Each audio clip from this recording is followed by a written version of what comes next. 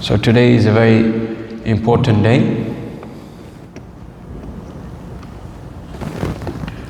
Therefore, Srila Bhaktivinoda Thakur writes in a very nice bhajan called Shuddha Bhakkata, which is teaching pure devotion, the different important aspects of devotional service. And there it's mentioned, Madhavatiti Bhakati Janani Jhatana Palanakara. That these days which are called Madhavatiti, the days, Titi means lunar day. So today is full moon, there's also a lunar eclipse this evening. So on the day, full moon means, this is a special occasion because Lord Chaitanya also appeared on a full moon. There's different other important days. And it has a powerful effect on the mind as well, the full moon. So actually, this particular occasion, Balarama Purnima, is very important because it's also included in this category of Madhavatiti, the days which are the holy days related to God. The word holiday, it used to be holy day. Yes, so like in the Orthodox Church, any of you from Orthodox background? Family, grandparents, anything? Orthodox? Yeah? Generally Slavic, part of Europe is predominantly Orthodox. So especially Orthodox, but also Catholic before they forgot about their religion, they used to have many important days, religious days. So Orthodox Church, they are vegan twice a week. They fast twice a week traditionally, and then long weeks around Easter, Lent, different important festivals, Christmas. So originally they used to observe more than 200 something days just of fasting from meat, Christianity originally. And those days are many holy days. So before it was twice a week, then it became once a week, then it became once a month, and now in modern Christianity it's once a year. They may go to church. So actually, Srila Prabhupada gave a statement. He says, I could give you one festival you could observe even every single day of the year, there's something. Because you have many saints, you have many incarnations of the Lord, etc. So actually you could have one festival every single day. So we actually still have quite a lot, around 100. If we have Ekadashi also, more than 100 festivals in the year we can celebrate. Ekadashi is also a holy day. So we'll continue to the text. So this is 7:15:45.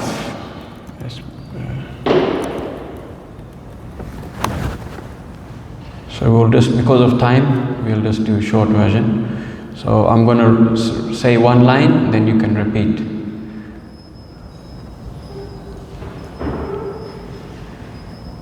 Yavannikaya ratamatma vashopakal kalpam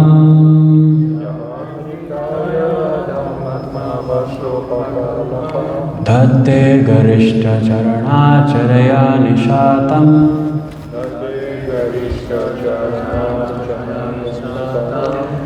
Jnanasi machuta balo dhadal asta shatru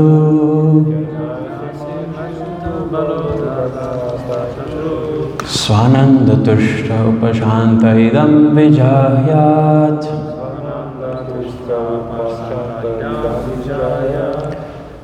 So we can go down. This is Krishna house style. So we'll read the translation together. So we all repeat at the same time. As long as one has to accept a material body, so we repeat together if you like, with its different parts and paraphernalia which are not fully under one's control, one must have the lotus feet of his superiors, namely his spiritual master and the spiritual master's predecessors. By their mercy, one can sharpen the sword of knowledge, and with the power of the Supreme Personality of Godhead's mercy, one must then conquer the enemies mentioned above. In this way, the devotee should be able to merge into his own transcendental bliss, and then he may give up his body and resume his spiritual identity. Purport. In the Bhagavad Gita 4.9, the Lord says, Janma karma cha me divyam evam yo veti tattvataha tyaktva dehar punar janma naiti mameti sarjana. One who knows the transcendental nature of my appearance and activities does not, upon leaving the body, take his birth again in this material world, but attains my eternal abode, O Arjuna. This is the highest perfection of life, and the human body is meant for this purpose. It is said in Srimad Bhagavatam 11:20-17, Nidehamadyam sulabam sudurlabam labam sukalpam guru karnadharam mayanukulena na bhavit swateritam puman bhavabdim nataret saatmaha. This human form of body is a most valuable boat, and the spiritual master is the captain, Guru Karnadharam, to guide the boat in plying across the ocean of nescience. The instruction of Krishna is a favorable breeze. One must use all these facilities to cross over the ocean of nescience. Since the spiritual master is the captain, one must serve the spiritual master very sincerely, so that by his mercy, one will be able to get the mercy of the Supreme Lord. A significant word here is Achyuta Bala. The spiritual master is certainly very merciful to his disciples, and consequently, by satisfying him, a devotee gets strength from the Supreme Personality of Godhead. Sri Chaitanya Mahaprabhu therefore says, Guru Krishna Prasade Pai Bhakti Lata Bij. One must first please the spiritual master, and then automatically one pleases Krishna and gets the strength with which to cross the ocean of nescience. If one seriously desires to return home, back to Godhead, one must therefore become strong enough by pleasing the spiritual master, for thus one gets the weapon with which to conquer the enemy, and one also gets the grace of Krishna. Simply getting the weapon of jnana is insufficient. One must sharpen the weapon by serving the spiritual master and adhering to his instructions. Then the candidate will get the mercy of the Supreme Personality of Godhead. In general warfare, one must take help from his chariot and horses in order to conquer his enemy, and after conquering his enemies, he may give up the chariot and its paraphernalia. Similarly, as long as one has a human body, one should fully use it to obtain the highest perfection of life, namely going back home, back to Godhead. Where are we?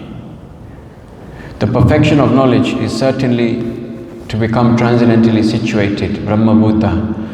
As the Lord says in Bhagavad Gita, Brahma Bhuta prasannatma na sochati na kankshati samasarveshu bhuteshu mad bhaktim labate para. One who is transcendently situated at once realizes the Supreme Brahman and becomes fully joyful. He never laments or desires to have anything. He is equally disposed toward all living entities. In that state, he attains pure devotional service. Simply by cultivating knowledge, as impersonalists do, one cannot get out of the clutches of Maya, and one must attain the platform of Bhakti. Bhaktya mam abhijanati yavanyashasmi tattvataha tato mam tattvato gyantva vishadetad anantaram. One can understand the Supreme Personality as he is only by devotional service. And when one is full in consciousness of the Supreme Lord, by such devotion, he can enter into the kingdom of God. Unless one has attained the stage of devotional service and the mercy of the spiritual master and Krishna, there is a possibility that one may fall down and again accept a material body. Therefore Krishna stresses in Bhagavad Gita, Janma karma chame divyam evam yo vedi tattvataha tyaktva dehar puna janma naiti mameti sarjana. One who knows the transcendental nature of my appearance and activities does not it comes twice, but it's two takes on this verse. It comes in the beginning also of the purport. His birth again in this material world, but attains my eternal abode, O Arjuna.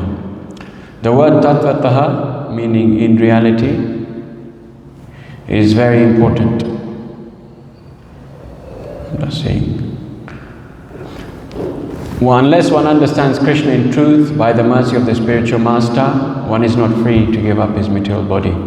As it is said, Ahruhya krichena param padam tataha padanti ado anadrita yushmadangraya. If one neglects to serve the lotus feet of Krishna, One cannot become free from the material clutches simply by knowledge. Even if one attains the state of Brahma Padam, merging into Brahman, without bhakti he is prone to fall down. One must be very careful in regard to the danger of falling down into material bondage. The only insurance is to come to the stage of bhakti from which one is sure not to fall. Then one is free from the activities of the material world. In summary, as stated by Sri Chaitanya Mahaprabhu, one must get in touch with the bona fide spiritual master coming in the parampara of Krishna consciousness, for by his mercy and instructions one is able to get strength from Krishna. Thus one engages in devotional service and attains the ultimate goal of life, the lotus feet of Vishnu. So this is the key point for today in the purport. Significant in this verse are the words Jnanasim Achyuta Bala. Jnanasim, the sword of knowledge, is given by Krishna, and when one serves the Guru and Krishna in order to hold the sword of Krishna's instructions, Balarama gives one strength. Bro, ¿me puedes regalar un vasito de agua? ¿Un vaso de agua? O ahí, ahí. Okay, listo. Someone no lo vi. got this here? Yeah. This is today or from? Today, okay, thank you. Balaram gives one strength. Balaram is Nityananda.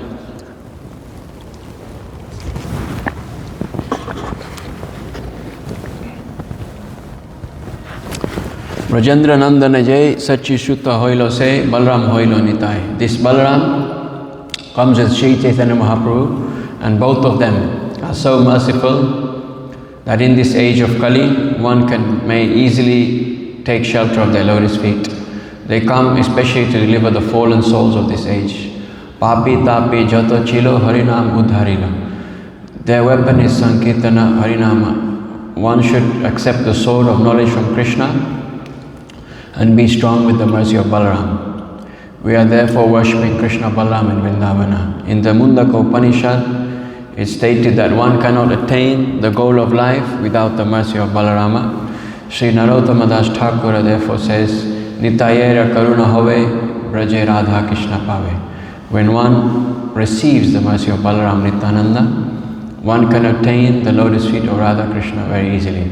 Se sampanta naijar britta janma gelatar vidya kulehi karyavetar. If one has no connection with Nitai, Balaram, even though one is a very learned scholar or jnani, or has taken birth in a very respectable family, these assets will not help him.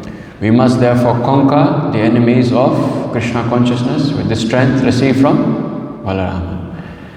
Om Ajnanatimirandasya Gananjana Shalakaya Chakshurin Militam Yena Tasme Shri Gurave Namah. Namo Vishnupadaya Krishna Preshthaya Vidale Shrimate Bhaktivedanta Swami Niti Namane Namaste Saraswate Deve Gauravani Pracharine Nirvishesha Shunyavadi Paschatya Deshatarine Shri Krishna Chaitanya Prabhu Nityananda Shri Advaita Ganadhara Srivasadi Gaur Bhaktivedanta. Hare Krishna Krishna Krishna Hare Hare Hare Rama Rama Rama Hare Hare. So this is a very nice verse. The purport is very expansive, several pages. I mean, it seems like on this computer. And there are very important themes. This particular verse is actually emphasizing specifically the importance of Guru and how Guru is especially personified.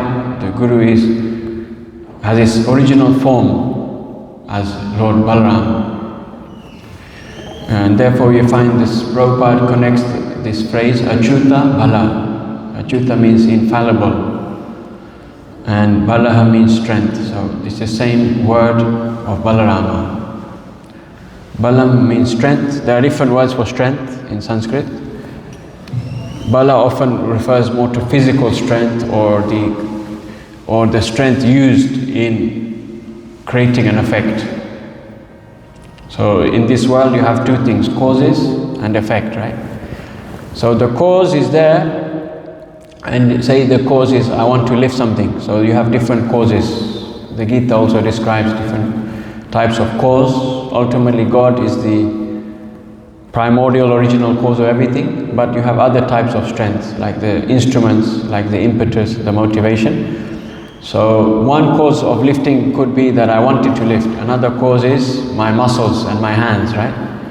So that strength which is in the effect, often we take it to be balam.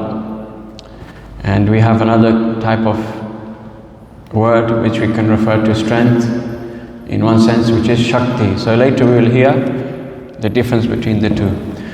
But bala, it means this type of strength, and rama, it means one who takes pleasure. The Sanskrit root ram, it means pleasure. Rum is not the drink you find in Cuba. Anyone heard of that drink, rum? Maybe from pirate movies you've seen rum. Rum is a type of, I don't know what it's made out of actually. It's probably something tropical. It's generally in the Caribbean. It's a type of alcohol. So the root ram, it means pleasure or delight. So therefore we also find that in the Maha Mantra. And this pleasure or delight is the connotation. Connotation means the meaning that goes with the word, the contextual usage of Rama is Leela. So the connotation of Rama means pleasure which is derived from play. Or the word Priyam. Priyam means dear. The word in English pleasure, according to even all Western academics, is the same root. PL in English is PR in Sanskrit, pla. That's why L and R you find in, like, I don't know, in Cuba, in Puerto Rico they say salil, no? They don't say salir. So R and L is the same type of sound in your mouth. So the word pleasure is connected to the word priyam, according to, including Western academics.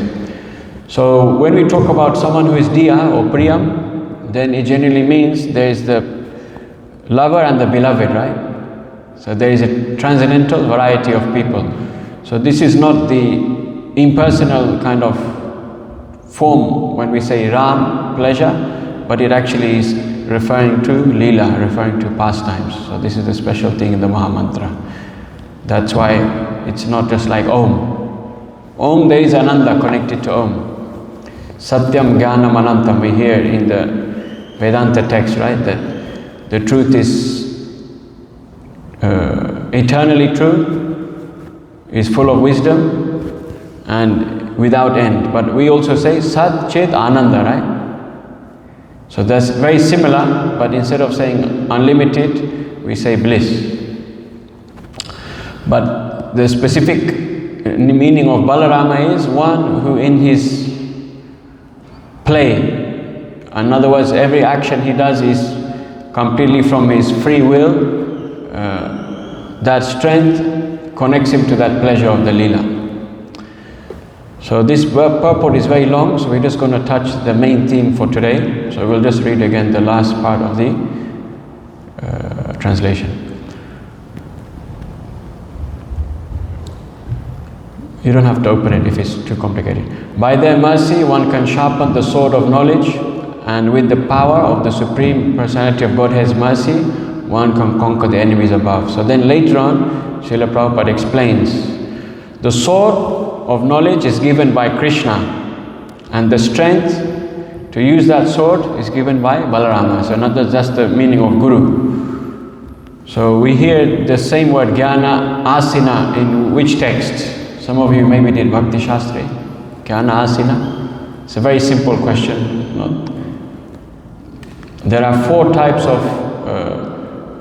or five types of benefit of knowledge given in the Gita. So one is the Jnana Asina. Asina means, someone remember? Indians should know this. Asina means sword, right? The sword of knowledge. Then Krishna also gives the analogy that knowledge is Jnana Plava. Anyone remember what Plava means? Plava means boat. So we also have this analogy given in the purport, which is also in the Bhagavatam, that the boat to cross the ocean of the material world, right? So the material world is like an ocean. So the Guru is the captain, and the favorable winds, they are blowing us, and then we are the one who is a passenger on that boat. So, and the instruction of the Guru is the boat. So actually, This Jnana Plava is very important because we feel like that we're in the ocean, right? In the material world, we feel like we're overwhelmed. So it's very hard to swim when the ocean is very big. And then Jnana Deepa. So Deepa, everyone should know the word Deepa. Especially you two should know, because you speak Hindi, both of you. So what does Deepa mean? Lamp. Yeah, lamp, right? Like a light. So the light of knowledge, then what is missing? Jnana Asina, Jnana Plava. I'm trying to remember. The sword of knowledge, the lamp of knowledge. I can't remember right now. But there are different ones. So this is the meaning of Guru. So Guru has two phases. One is the delivering of knowledge, then one is the empowering to execute that knowledge, right? So therefore this word Guru is very important to understand. Guru doesn't mean just an ordinary teacher. Gu Shabda Andakara Syat. So this is one of the texts explains that the Gu root of the word means Andakara. Andakara means that which makes you blind, or darkness in other words. Because darkness in Sanskrit is called Andakara sometimes, because Andha means blind, right? And Kara means to do, like karma. So when you're in the darkness, it makes you blind. And the light makes you see, isn't it? So actually the eye is only useful when it's connected to light. So eye is dependent on light. So in other words, the eye only can work with mercy of light. So that's why we find in many scriptures around the world, light is taken as a metaphor for God or divinity or something, right? And that's why the word divine or divyam is coming from the same root as light. And the same thing in Latin also, right? Like Dios, divinidad, etc. So this Latin root can also mean light.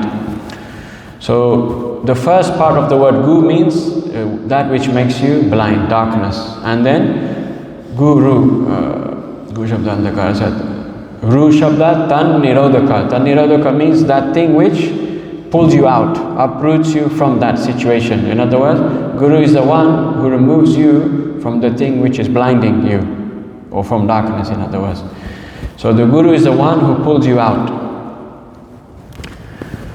So therefore, Guru means mercy, because mercy means something which comes of their own free will to help you. That's what mercy means, right? So they don't need to come, but out of their free will they want to help you. So therefore Srila Bhaktisiddhanta Saraswati gives the analogy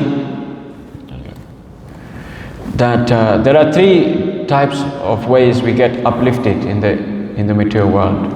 One is through abhyasa or sadhana, or through prayas, through hard work, which is generally we call karma, right? So generally Christians, especially European, especially Western European types of Christian denominations, they emphasize it's only mercy. You cannot do anything, you're useless. If you think you can earn your way to God, then it's like a business. So therefore it's only mercy, right? So therefore it becomes Sahajaism. Sahajaism means taking rules and regulations cheaply. And then later now in Western Christianity, people don't really follow many rules and regulations, right?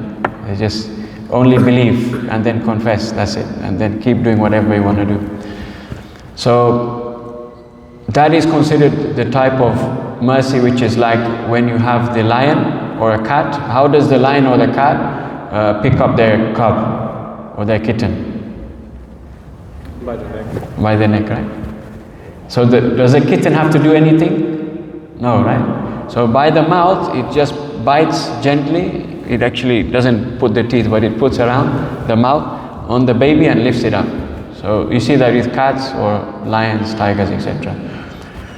And then the other one is through your own mercy or abhyasa. So that sometimes the Christian, they criticize the Muslims, right? That you're doing lots of works, path of works. Actually, it's a wrong criticism, because Islam also believe in mercy of God, but they also believe you should follow some rules and regulations, right? So therefore they do a lot of fasting. They supposed to do how many times a day? 5 times namaz? I think 5 times. Yeah, 5, 6 times something. Even the first one is like Mangalarti time, so it's similar to us. So of course not all follow, but they follow much better rules and regulations than Christians follow. Just like Christians used to fast, they don't fast. Christian used to have restriction in diet, like kosher diet, but later Paul and others, they decided no need to follow dietary rules. But actually Abrahamic traditions, South Asian religions, all have dietary rules. All world religions have dietary rules. So Muslim, they also don't eat certain things, Jews also don't eat certain things. So there's a lot of rules and regulations. So that is a bit like, how does the monkey hold on to the mother? Anyone know? They hold on to the back, right? So the mother is not really doing much. It's all the effort of the baby monkey, right? So in other words, when you just focus only on sadhana or abhyasa or physical practice, in a very fundamentalist sense, that you don't need to do mercy, you don't need to get mercy, you just need to endeavor yourself and you'll reach the goal. That is like the monkey. So these are the two analogies given. And Bhaktisiddhanta Saraswati Thakur explains that our Gaudiya understanding is that it's like when you're in the well. So how do you get out of a well, deep well? There's no ladder, the walls are very flat. So how do you get out of the well? You need to have somebody to help you out. Someone helps you out, right? So what do? What's the best way they help you out?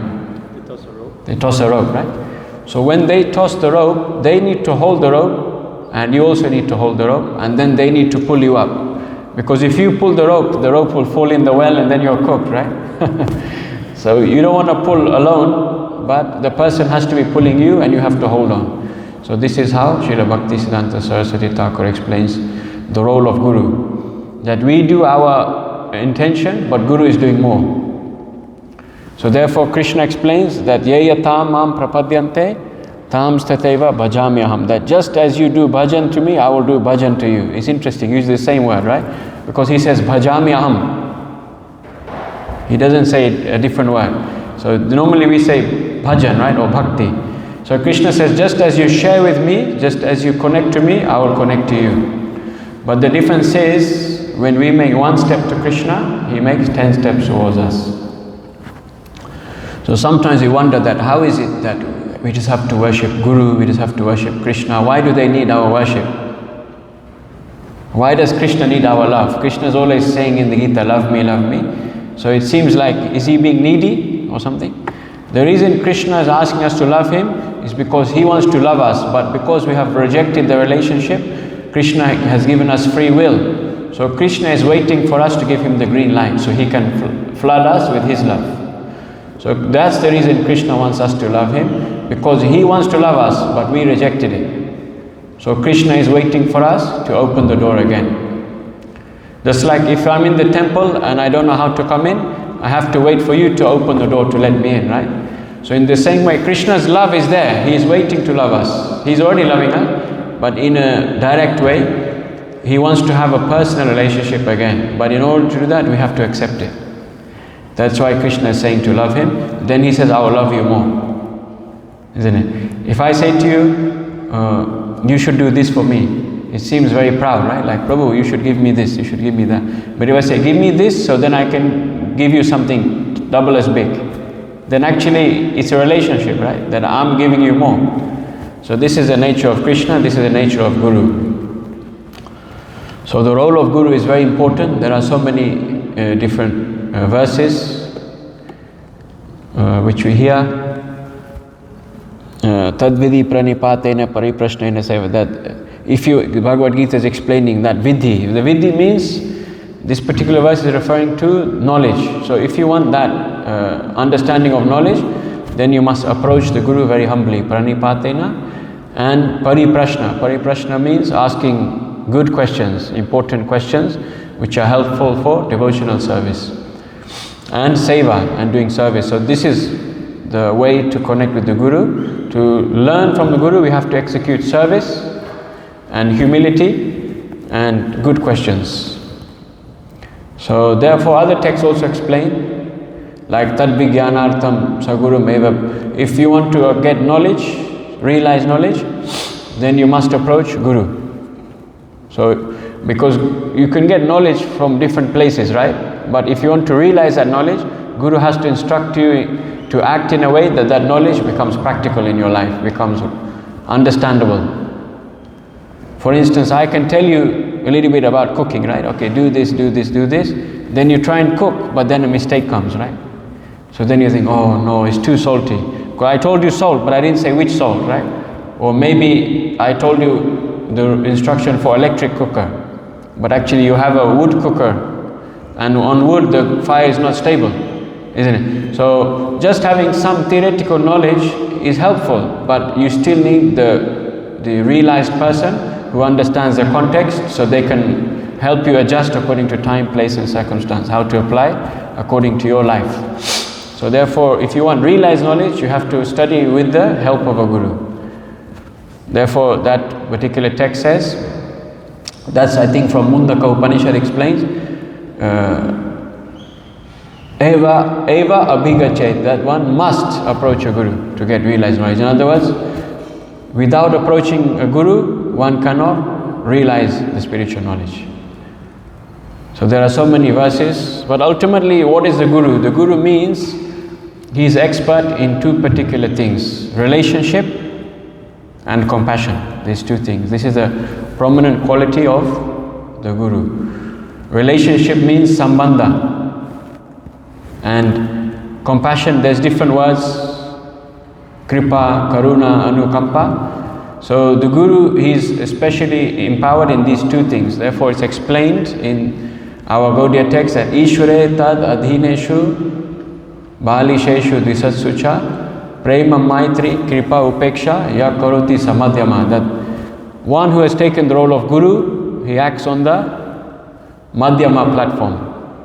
Madhyama means middle level, but madhyama also means medium. Both in Sanskrit, also in Bengali. I don't know in Hindi, you say madhyam also in Hindi?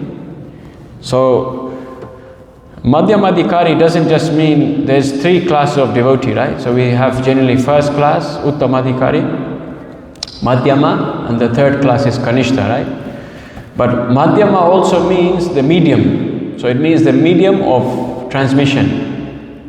This is just a point I thought of now, but it's true. So Madhyama also means the medium by which something is done. Like if you go to Mayapur and you hear Bengali class, they will say through, instead of using the word through or by, the word madhyama is used. So madhyama means the medium by which you do something, the delivery agent. So guru means he's a madhyamadhikari because his position is delivering something to you. So it's not only that he's considered second class devotee. Sorry? The word is madhyam. Yeah. So second class is there because Uttamadhikari, they do not actually go out and preach. They are in such an ecstatic level of devotional service that they're always completely absorbed. So an Uttamadhikari will come down to the Madhyama platform in order to have this art of relationships. So therefore this verse explains that for Ishvara, tadadineshu prema. So to the Supreme Lord, the Madhyamadhikari offers prema, which is unalloyed devotional service. Unalloyed and completely pure and unmotivated service. And then Ishvare tadadineshu. So the ones who are equal to the Madhyamadhikari, then he gives prema maitra. Maitra means friendship. And then Ishvara tadadineshu bali sheshu. So one who is junior to them, one who is younger than them, they give prema maitri kripa. Kripa means mercy. And the last one is dvisatsu. Dvisatsu means one who is envious. So to that person the Madhyama Adhikari offers, they neglect them. In other words, they do not entertain the envious quality of that person. They do not give them further reason to increase their venom, like a snake. If you associate with a snake, at one point he will bite you. So therefore we don't hang around with snakes, right? So the Madhyamadhikari or the Guru, they have the special quality of the expertise in relationships. Because relationship is the most important aspect of life, material and spiritual life. And the special quality in the relationship of the Guru is compassion, because his principal bulk of relationships is teaching, as a teacher.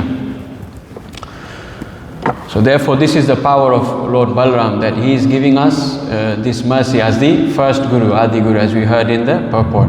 So now we also hear that in one sense Radharani is also like a Guru, right? Radharani is also giving mercy, isn't it? So then how do you distinguish between the two? Because Balaram is the first Guru, he is giving mercy. Radharani is also Guru, she is also giving mercy, right? So what is the difference between the two? Sometimes we say Balaram is representing Balam, strength, and Radharani is representing Shakti. Shakti is also can be taken to mean strength, right?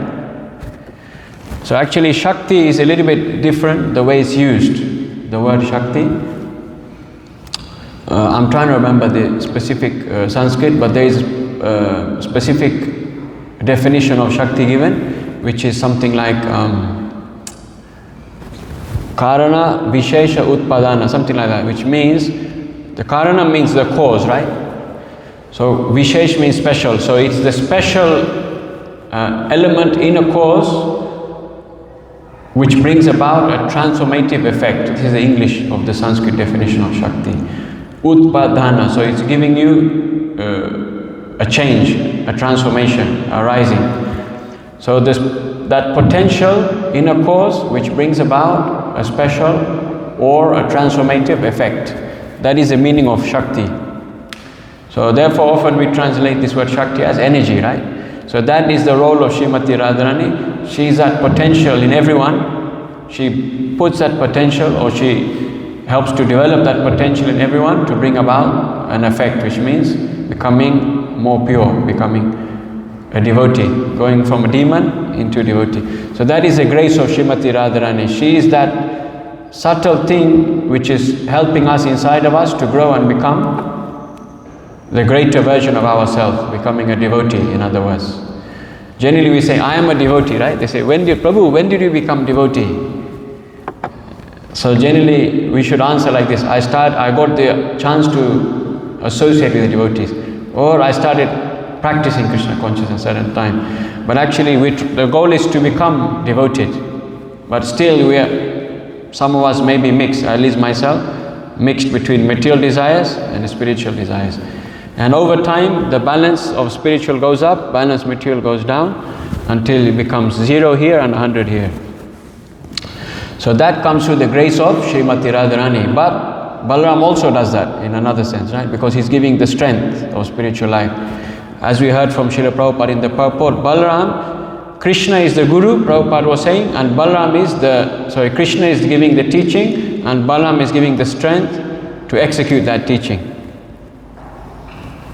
So it sounds very similar to the role of Srimati Radharani, right? Sounds very similar. So, one, he is an expansion. Balaram, he is Krishna's first expansion. So, he is not a Shakti in that sense, because Balaram is still Vishnu Tattva, he is still Purusha, but he is Krishna's first expansion, and Balaram's role is different than Srimati Radharani. For instance, in the spiritual world, once we had a very good question, I was looking at the time, at 7:30, right, we finished? 7:30? Is darshan? Yes? Okay. So once we had a very interesting question in the youth group. They were saying that in the spiritual world, nobody dies, right? Does anyone die in the spiritual world? No, right? Is anything destroyed in the spiritual world? No, right? Everything is eternal. So that means that Krishna and Balaram, when they're eating, then what are they eating? Because you have to pull a plant and then you eat it, then you kill the plant. So then how does it work? Or if you build a house, you may have to chop a tree or something, right? So in the spiritual world, there are different things which apparently they have transformation, right?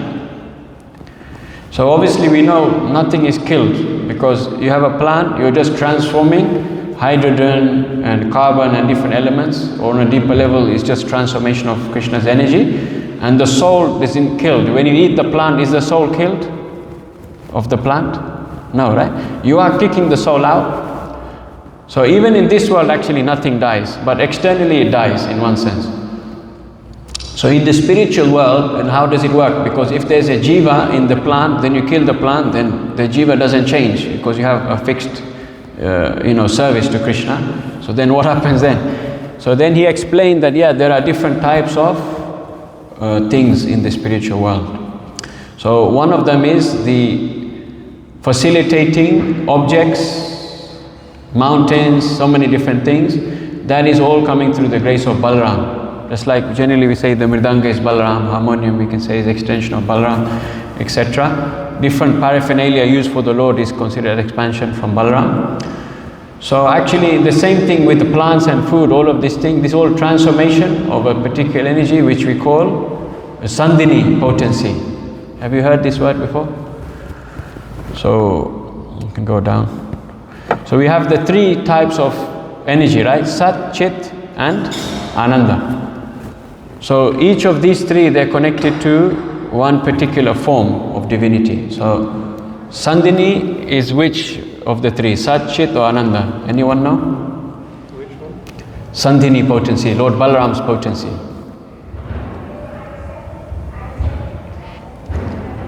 So that's the Sat potency. So Balaram is the thing which gives the existence to everything. So that's this is Krishna. When Krishna wants to have a special role to give existence to things, that is Balaram's potency. And then Chit is easy to remember, Samvit and Chit rhymes. So that's Krishna, that's the consciousness or the knowledge. And then the last one is Ananda or bliss. So that is the role of Srimati Radharani. So you can see Balaram's role and Radharani's role, they're next to each other with Krishna, but they're different aspects. So although they sound very similar, they're different. And why do they sound similar? Because this is the three variegatedness of spirituality. Spirituality means Brahma. The ontological means the simplest, if you keep breaking things down to the simplest way they exist, that's called ontological in Western philosophy. So in Sanskrit we call that tattva, right? So the most simple tattva is Brahma. Everything is Brahma. That's why I say ekam advitiyam nasti Brahma. Everything is Brahma. But within side of Brahma there are three particular components: Sat, Chit, Ananda. And that is the same thing which our soul is made of, these three ingredients. And according to how these three things interact, you get different things. So one is Krishna, one is Balaram, one is Srimati Radharani. So Srimati Radharani is Ananda potency, and as we heard earlier, the mature form of Ananda means Leela or play. So the same thing you find in Balaram's name as well, Rama, right? So that is called Hladini potency. So Srimati Radharani, she in general is in charge of the internal potency. Sometimes we say Lakshmi, sometimes we say Radharani, but her role is more specifically the bliss potency of the internal potency. So you have the spiritual energy and there are different aspects to it, but Radharani especially is in charge of the bliss potency, Hladini Shakti. So this is the difference little bit between Balaram and Srimati Radharani. And just seeing, there's a lot of points but not much time. So another point is, Balaram is also, Chaitanya Charitamrita explains that Balaram is also a deity of one type of Shakti. So although Balaram, we say Balaram, Bala and Shakti are different, Balaram is also in charge of Shakti. But a specific Shakti which is the creation potency. So that's called Kriya Shakti. So therefore you have the different type of Vishnu, right? The first Vishnu which is on the causal ocean, Karananavashayi. Then you have the one which is in each universe, Garbhodakshaya Vishnu. And then what is the last one? Inside of each atom and heart. So is it Kshirodakshaya Vishnu? I don't remember actually. Kshirodakshaya Vishnu, yeah. So you have these three types of Vishnus. So they're all expanding from Balaram. So Balaram is in charge of Kriya Shakti. So that's another way of understanding his Sandhini or Sat potency. Sat means things which are real. So Balaram provides realness to everything, and also in this world he's the first creator, his expansions. And then Lord Brahma is a secondary creator, but actually it's all coming from Lord Balaram originally. So not only is he the Guru, not only is he the one who gives you power to execute spiritual life, not only is he the one who is facilitating all of the objects, experiences and different manifestations in the spiritual world and providing variety, but he is also this as well, the Kriya Shakti. So Chaitanya Charitamrita explains Kriya Shakti Pradhan, Sankarshan, Balarama. Therefore you hear of Vasudeva, Aniruddha, Pradyumna and Sankarshan, right? The 4 types of Vishnus. So just only 1 minute left, so if there's any question, thought, reflection. Couple more points were there, but we started late, so because of time. So yeah. I like the point where you talked about art of relationship. Mm-hmm. You said the guru is expert in the art of relationships. So my question is, like, how can we be expert in the art of relationships? Fantastic, yeah. So that's a very important thing, especially if you're in Bhakti Academy. Then the only way to make devotee is through relationship, right? The only way to share Krishna consciousness is through relationships. So the art of relationship, there are different ways. You have these how-to questions, right? In ISKCON, how to be loving, how to be compassionate, how to be humble. So the default answer for all how-to question is, find somebody who has that quality and learn from them. So we can learn from our own guru, we can learn from other people who are good examples. It can also be online, it can also be through video, can also be through Zoom, can also be through lecture recording. But by associating with people who have that quality, we can develop. That's part 1. So there are many ways to also develop art of relationship. Another one is by studying the relationship which we find in Chaitanya Charitamrita. Hare Krishna. So there is one devotee in New Zealand, she's called Janava Mata, she's in charge of ISKCON, I forget the name, Dunedin. And we were there a few times, and she's a very expert in studying relationships through Chaitanya Charitamrita. She used to give class like that. And the relationship between Lord Chaitanya and his devotee is one of the best way to learn the art of relationships. But another best way to learn art of relationship is to try, and to try to be compassionate, and to try to listen. Therefore, Ravinda Swarup Prabhu, a very nice ISKCON guru, he lives not far from here, just a few hours away, in upstate New York. He explains the seeds of love, they are found in attention. In attention. Very simple, huh?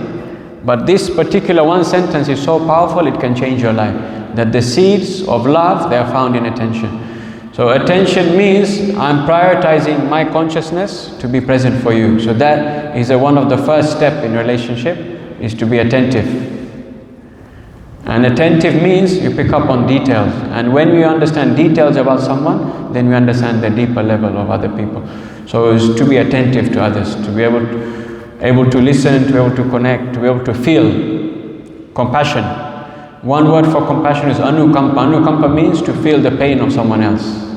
Kampa literally means to shake, actually, tremble. So it means, the word compassion, it means with suffering in Latin. Con means with, passion means to suffer, originally.